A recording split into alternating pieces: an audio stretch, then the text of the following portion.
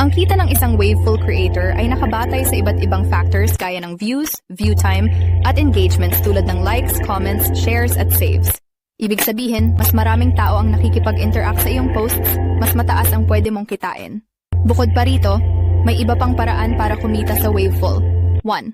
Super likes, isang espesyal na anyo ng like na maaaring bilhin ng mga followers upang suportahan ang mga post, na direktang nakakadagdag sa kita ng mga creator.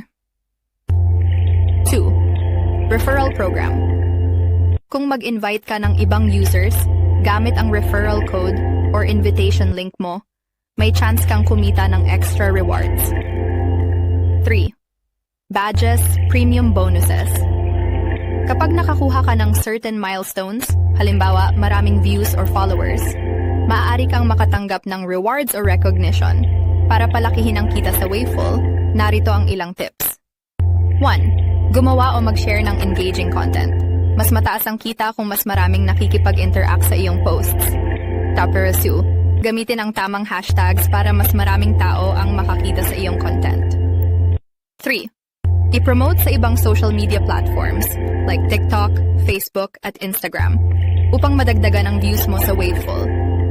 Sa konklusyon, kung seryoso kang kumita sa Waveful, kailangang consistent ka sa paggawa ng high quality at engaging content.